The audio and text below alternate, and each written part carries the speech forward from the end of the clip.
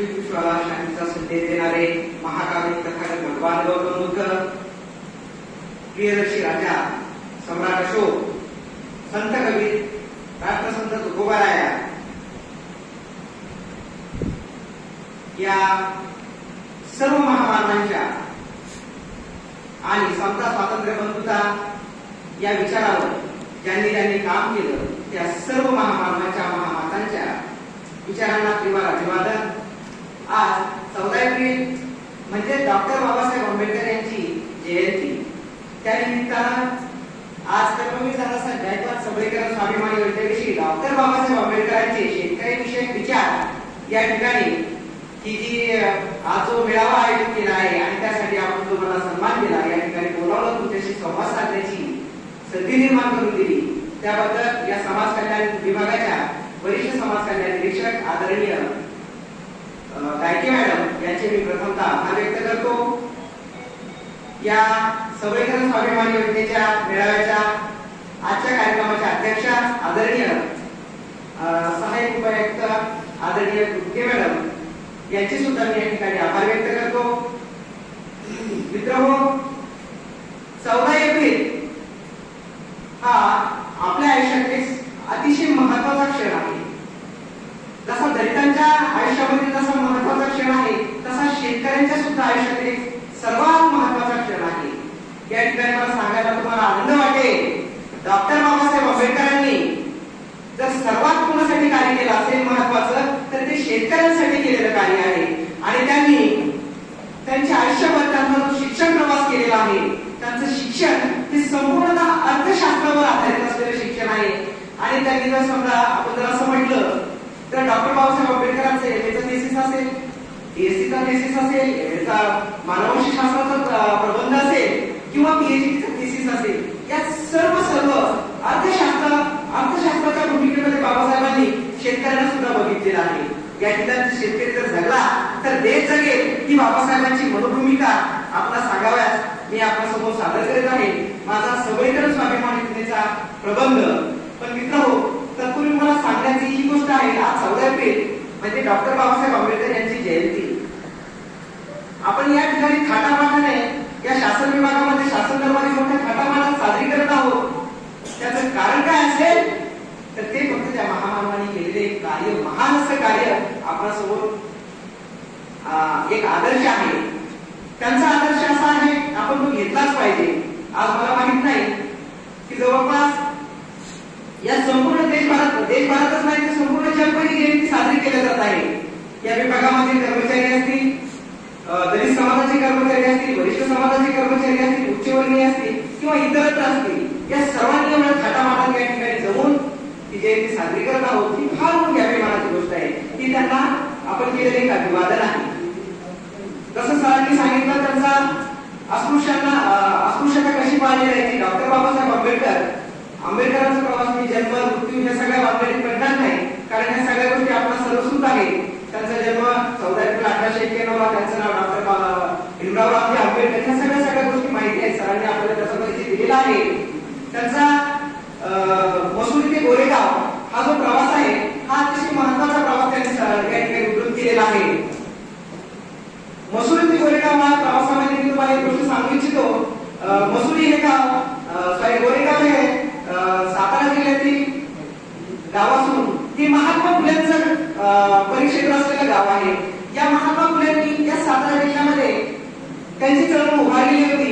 महात्मा फुलेंचा जन्म 1827 चा, मृत्यू 1890 चा. 1827 ते 1890 या कार्यकालामध्ये महात्मा फुलेंनी जे कार्य केलेलं होतं ते 1890 च्या नंतर, म्हणजे बाबासाहेबांचा जन्म होता 1891 ला, म्हणजे बाबासाहेबांनी त्या महात्मा फुलेंना काही बघितलं नाही. मग 1890 च्या नंतर बाबासाहेबांनी महात्मा फुलेंना बघितलेलं नाही, तरी सुद्धा महात्मा फुलेंना बाबासाहेब आंबेडकर गुरु मानतात. ते कशाचं धोरण असेल, ते कशाचं काय असेल, समजा काय म्हणावं लागेल या गोष्टीला. बाबासाहेब फुले बुद्ध कबीर यांना गुरु मानतात. बुद्धांना बघितलं नाही, फुल्यांना बघितलं नाही आणि कबीरांना सुद्धा बघितलं नाही. आज आपल्या वर्गामध्ये आपल्याला जे गुरु शिकवतात त्याचं सुद्धा आपल्याला नाव माहित नसतं किंवा आपण त्याची आठवणी सुद्धा आपल्या आयुष्यामध्ये कधी काढत नाही. आणि या व्यक्तीनं बुद्ध फुले बुद्ध फुले कबीर यांना गुरु मानलं, त्याचं कारण काय असेल तर त्यांनी सामाजिक समतेची जी चळवळ उभारली होती, त्या सामाजिक समतेच्या चळवळीला त्यांनीच आपली एक प्रेरणा मानली आणि आयुष्यभर त्यांनी कार्य करत राहिले. आणि या सामाजिक समता कार्यक्रमाच्या अंतर्गत हा जो कार्यक्रम आज या ठिकाणी घेतला जात आहे, ही फक्त त्यांच्या विचारसरणीचा जयघोष करण्यासाठी नव्हे तर आपल्यामध्ये एक प्रेरणा निर्माण व्हावी, आपणही त्या दिशेने वाटचाल करावी, हा त्या पाठिंबाचा उद्देश आहे. मसूर येथे गोरेगाव हा प्रवास जर सरांनी सांगितला, त्यामध्ये त्यांनी असं उद्धृत केलं, त्यांना ती जातीयता पाहायला मिळाली. ती जातीयता खरोखरच लांछनास्पद आहे. आज आपण जर कधी त्या बाबतीत विचार केला तर आपल्या मनाला फार चटके बसतात. आपण साधा विचारही करू शकत नाही. आज आपल्या कार्यालयामध्ये दलित कर्मचारी असेल, उच्चवर्गीय कर्मचारी असेल, प्रत्येकाला त्यांचा एकच पाण्याचा प्याला आहे, एकच पाण्याचा जार आहे, एकच पाण्याचा माठ आहे. हे फक्त त्या बाबासाहेब आंबेडकरांनी निर्माण केलेली सामाजिक समता आहे. ही काय निर्माण करावी लागली, त्यांच्या मनाला का भासलं हे? कारण त्यांना वर्गाच्या पाठीत बसून शिक्षण घ्यावं लागलं. एवढंच नव्हे तर त्यांना साध्या गाडीमध्ये बैलगाडीवाल्याने त्यांना बसू दिलं नाही. ते सातारा जिल्ह्यात असताना त्यांच्या मनाला बालपणावरती लागलेला एक फार मोठं चटका होता.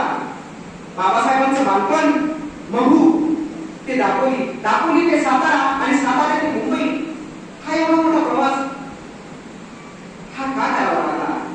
तर याचं कारण असं होतं, डॉक्टर बाबासाहेब आंबेडकरांचे वडील रामजी सुभेदार हे मिलिटरी सैन्यामध्ये सुभेदार होते. त्या सुभेदार असलेल्या व्यक्तीचं ज्यावेळेस सेवानिवृत्ती होते त्यावेळेस त्यांचा हा प्रवास सुरू होतो. डॉक्टर बाबासाहेबांचे वडील हे सैन्यामध्ये सुभेदार असलेले आपल्याला माहित आहे, पण डॉक्टर बाबासाहेब आंबेडकरांचे वडील 14 वर्ष नॉर्मल स्कूलमध्ये हेडमास्टर होते. ते मला सांगायला आवडेल. त्याचं कारण असं आहे, आज आपल्याकडच्या कॅन्टोन्मेंटच्या स्कूल आहेत, असतील नाही तर कॅन्टोन्मेंटचे स्कूल आमच्या औरंगाबादला आहे. कॅन्टोन्मेंट शाहूच्या परिषदात स्कूल आहे.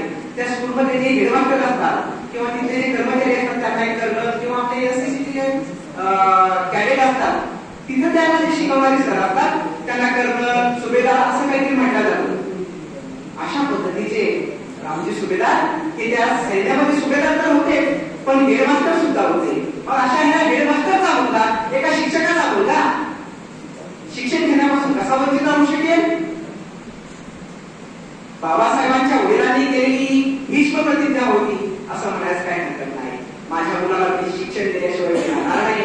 बाबासाहेबांचं बालपण जर सांगितलं फार खर्च होतं. रामजी बाबांच्या कुटुंबामध्ये बाबासाहेबांचा जेव्हा जन्म होतोय आणि अवघ्या 5व्या वर्षी बाबासाहेबांच्या वयाच्या 5व्या वर्षी त्यांच्या आईचं निधन होतंय. बाबासाहेब आईंना पोरकी झालेले व्यक्तिमत्व आहेत आणि अशा पोरक्या व्यक्तिमत्वाचा सांभाळ रामजी बाबांनी फार मोठ्या कष्टाने घेतलेला आहे. रामजी बाबांच्या कुटुंबामध्ये त्यांची आत्या मीराबाई होत्या पण त्या पागळ्या होत्या, त्यांना काही करता येत नव्हतं. अशा या कुटुंबामध्ये बाबासाहेबांचे बंधू बाळाराम असतील, आनंदराव असतील, तुळसा असेल, असे 5-6 भावंडांचा परिवार. आणि या परिवाराचं कुटुंब कसं चालवायचं? आजच्या सारख्या पेन्शन रामजी बाबांना एवढी मोठी नव्हती, त्यावेळेस मोजक्या पेन्शन मध्ये कुटुंब चालवावं लागायचं. म्हणून त्यांनी गोरेगाव गाठलं होतं. गोरेगावमध्ये त्यांनी कुठली नोकरी केली तर एका तलावावरती कॅशियरची हंगामी नोकरी केली आणि त्याच्यातून त्यांनी उदरनिर्वाह चालवला. आणि बाबासाहेबांचे वडील रामजी बाबा हे गोरेगावला राहतात आणि मुलगा साताऱ्याला राहतो. सातारा ते गोरेगाव त्यांची भेट कधी होत नव्हती, म्हणून हा त्यांचा प्रवास तिथपर्यंतचा होता. सांगायचं एवढंच कारण रामजी बाबांनी आपल्या मुलांना शिक्षणासाठी त्यांच्या जवळ न ठेवता त्यांच्यापासून दूर ठेवलं आणि शिक्षण घेण्यासाठी फार मोठा संदेश दिला. बाबासाहेबांनी तो सुद्धा आपल्याला संदेश दिला, शिका, एज्युकेट अँड ऑर्गनाइज. एज्युकेट, शिका, एज्युकेट, ऑर्गनाइज. एज्युकेट म्हणजे काय? संघर्ष करा, एकमेकांमध्ये लढे, अन्यायाविरुद्ध आणि चांगल्या कामासाठी एकत्रित या, चांगल्या विचाराने प्रेरित व्हा. हा बाबासाहेबांचा त्यावेळेचा तो संदेश मी आपणास या ठिकाणी मोठ्या मला तो संदेश आपल्या समाजामध्ये पोहोचलेला आहे. आणि परंतु आतापर्यंतची जी पिढी आहे सर, याच्यानंतरची जी पिढी येणारी आहे, मला असं वाटतं, खेदानं म्हणावं असं वाटतं की पुढे शिक्षण घेईल का नाही माहिती नाही. कारण या सरकारचं खाजगीकरणाचं धोरण या ठिकाणी योगदान आहे. खाजगी शाळांच्या फीज आपण भरू शकत नाही. प्रायव्हेट शाळांमध्ये जर जायचं असेल तर त्या ठिकाणी जास्त भविष्यात फार मोठं असतं. ज्या बाबासाहेबांना वर्गाच्या बाहेर बसून शिकण्याची पाळी आली होती, अगदी तीच पाळी त्या दलितांना नव्हे तर या उच्चवर्गीयांना सुद्धा येऊ शकेल की काय, असं मला या ठिकाणी शंका वाटते. म्हणून आपण यावेळेस जागरूक झालं पाहिजे.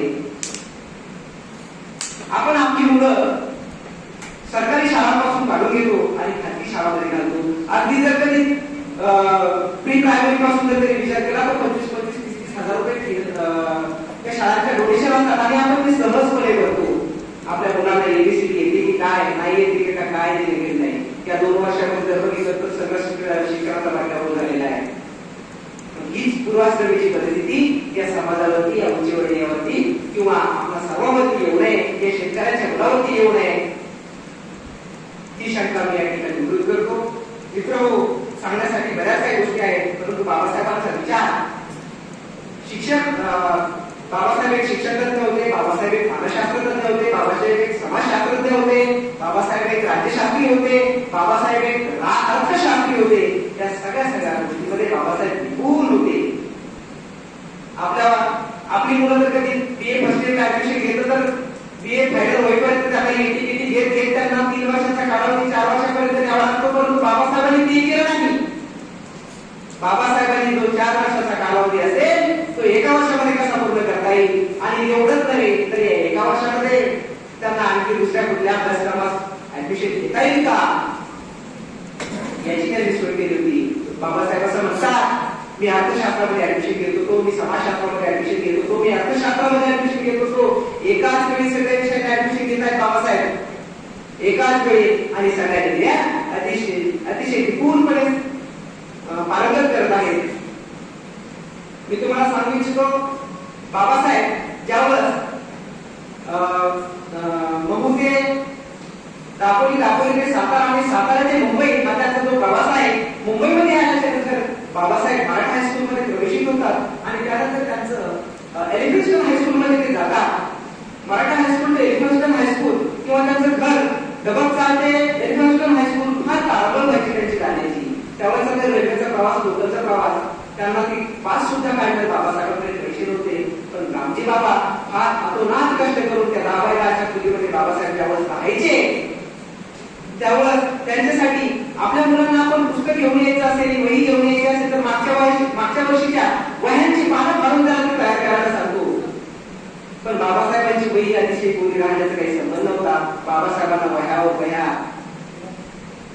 घ्यावं लागायच्या. अक्षर फार सुंदर होतं. त्याचं एकमेव कारण होतं, बाबासाहेबांचे वडील रामजी बाबा हे स्वतः बाबासाहेबांच्या शेजारी बसून त्यांचा अभ्यास करून घेत होते. आज आपल्या शेतकऱ्यांना जर विचारलं, बाबांनो तुम्ही तुमच्या मुलाकडून काही वाचून वचून घेता का, तर नाही, आमचा मुलगा वाचतच नाही, आमचा मुलगा त्याला वाचता येत नाही. वाचून का वाचता येत नाही, तर त्याचं कारण आपण आहोत. त्याचं कारण आपण आहोत. आपण त्या मुलाकडे लक्ष देऊ शकत नाही. मी फार दमून भागून आलेलो आहे. पण रामजी बाबांनी असे केलं नाही. डॉक्टर बाबासाहेब आंबेडकरांना सगळ्या तत्कालीन महाभारत असेल, रामायण असेल, हे सगळे मुखद्दत होते. संत कबीरांची दोन्ही मुखद्दत होते. त्याचं एकमेव कारण असं होतं की रामजी बाबांनी त्यांच्याकडून करून घेतलं होतं की त्यांच्या अभ्यासक्रमाव्यतिरिक्त ते त्यांचं ज्ञान होतं. आणि हाच परिवार त्यांच्या समोरच्या आयुष्यामध्ये आपणास पाहावयास मिळतो. पाठांतराचं सवय लागलेली होती. एकदा वाचून ते विसरत नव्हतं.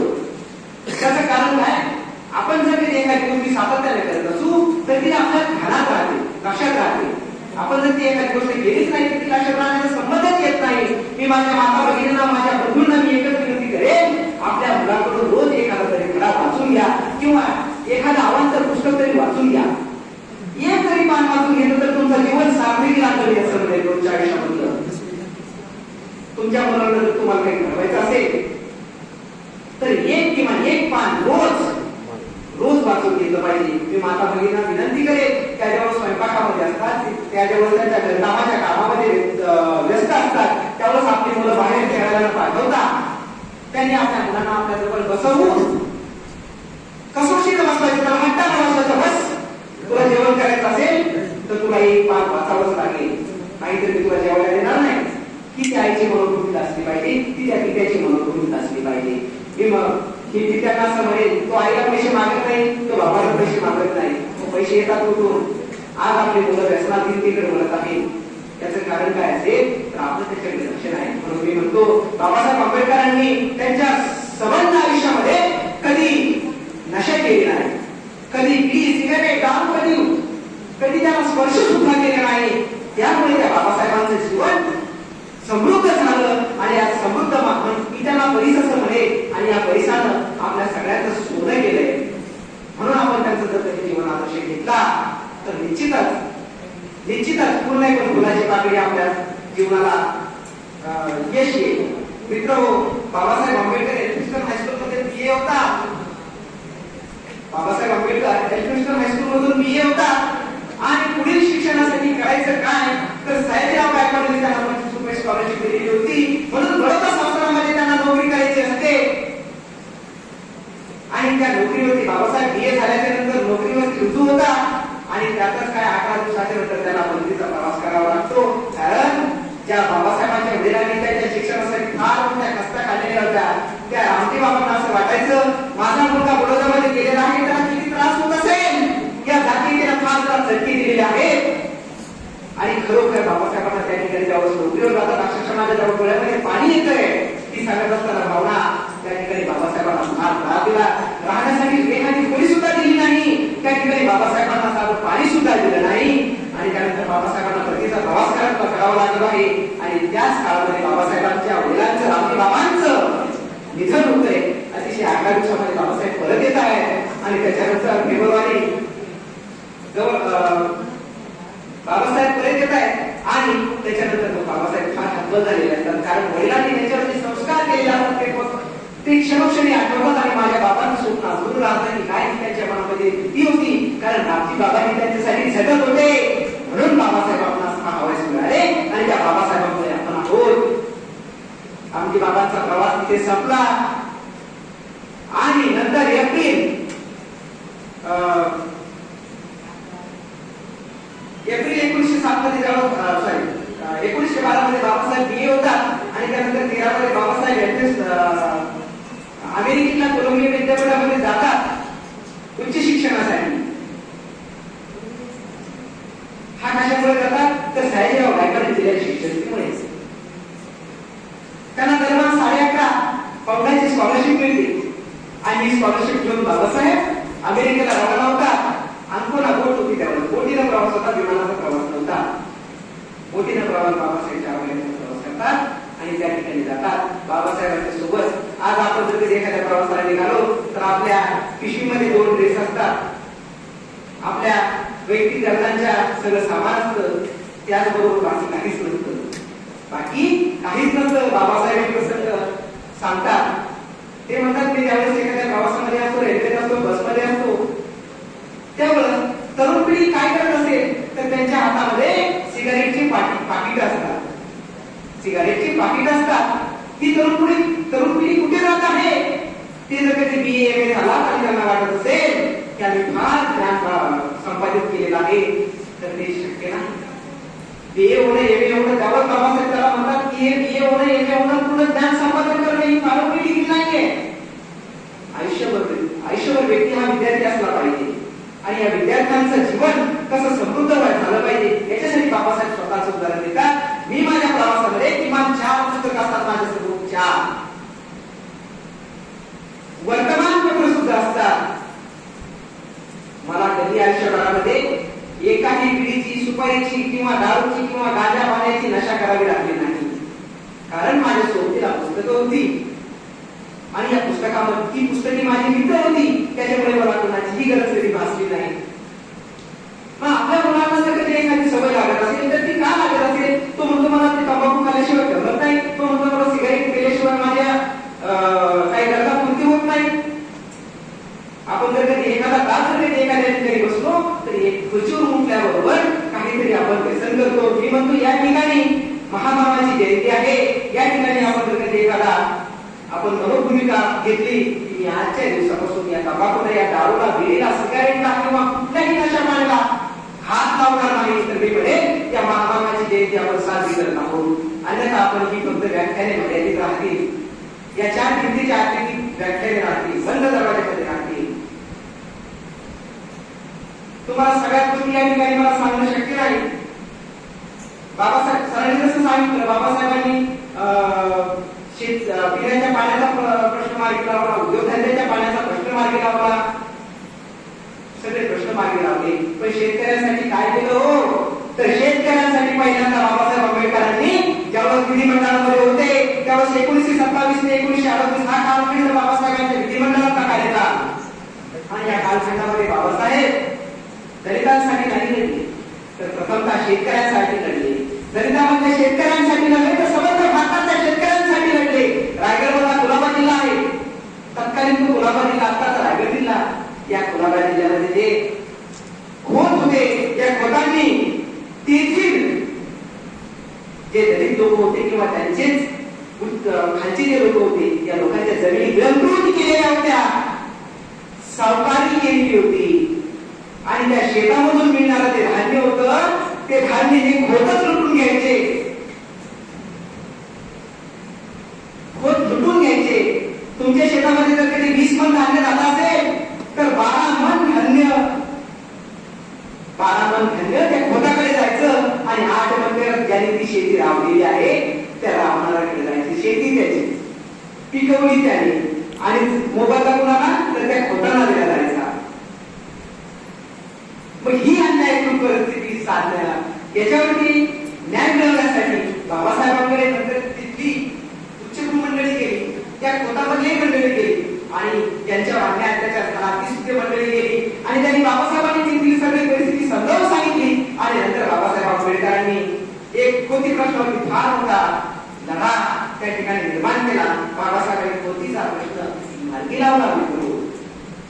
बाबासाहेब आंबेडकरांनी त्यावेळेस एक अतिशय महत्वाचा प्रश्न निर्माण केला. तुम्हाला जर 5-5, 6-6 मुलं असतील तर या कुटुंबाची उदरनिर्वाह कसा चालायचा? तत्कालीन जर